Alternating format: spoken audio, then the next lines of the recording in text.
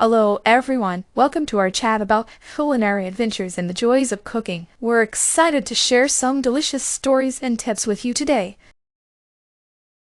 Recently, I faced a bit of a kitchen challenge while preparing a dish for a community fundraiser. My famous pineapple salsa chicken. It's a zesty, tropical dish where the pineapple brings in a sweet and tangy flavor that balances the spice of the salsa perfectly. This dish was meant to celebrate our local community and raise funds for a food bank. I was preparing for a big event and to my surprise, I discovered there was a shortage of pineapples in the market due to supply chain issues. Pineapples are such versatile fruits, known for their juicy, tropical sweetness and vibrant yellow flesh. I often use them in dishes like pineapple fried rice, pineapple upside-down cake, and refreshing pineapple smoothies. They're a hit in New York for both their exotic flavor and their versatility in recipes. Faced with this shortage, I had to get creative. Instead of just finding a substitute, I decided to turn it into an opportunity to innovate. I created a tropical salsa chicken using a blend of local fruits like peaches and mangoes, adding a twist to the original recipe. I marinated the chicken in a mix of citrus juices and herbs, then topped it with the tropical fruit salsa. It turned out to be a refreshing take on the dish, and it was a huge hit at the fundraiser. Wow, Chloe, it sounds incredible. I love how you turned a challenging situation into something unique and delightful. Pineapple shortages can be tricky, but your tropical salsa chicken sounds mouth-watering. I might just try it out in my food truck. I agree, Maya. Chloe, your approach to handling the shortage is so inspiring. It's amazing how you blended local fruits to create a new dish. I think it's a perfect example of making the best out of what's available. Absolutely, Sarah. Chloe, your creativity shines through in your cooking. Using peaches and mangoes in place of pineapple was a brilliant idea. It shows how adaptable and resourceful you are. And I'm sure the fundraiser guests loved it. I'm with everyone else here, Chloe. The way you handled the pineapple shortage is a testament to your culinary skills. It's fantastic how you created a new flavor profile that still maintained the tropical essence of the original dish.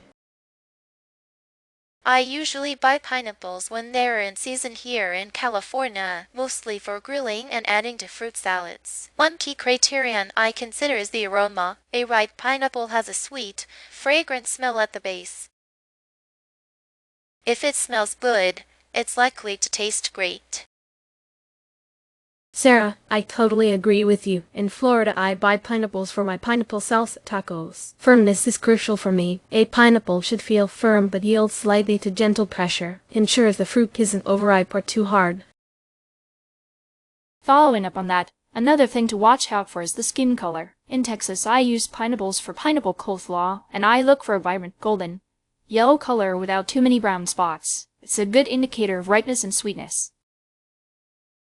Those are great points. Here in Washington, I love using pineapples in smoothies. I check the texture of the leaves. If the leaves pull out easily, it often means the pineapple is ripe and ready to eat. Those are all excellent criteria. In New York, I often use pineapple for pineapple glazed ham. I focus on the weight. A heavier pineapple usually has more juice and is more flavorful. But be careful, as too much weight could mean it's overripe. When pineapples aren't available, I often use peaches. They're juicy and have a sweet flavor that works well in salads and desserts. Peaches don't have the same tang as pineapples, but provide a lovely alternative with their own unique taste. I go for starfruit when pineapples are scarce. They're readily available in Florida and add a refreshing crunch and slight tanginess to dishes. Starfruit has a milder flavor, but can beautifully complement savory and sweet recipes.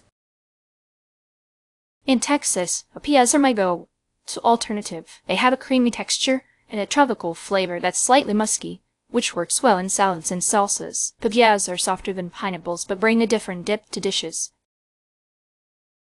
I often substitute with apricots in Washington. They have a sweet and slightly tart flavor that adds a nice touch to my smoothies and baking. Apricots aren't as juicy as pineapples, but offer a wonderful, fragrant alternative.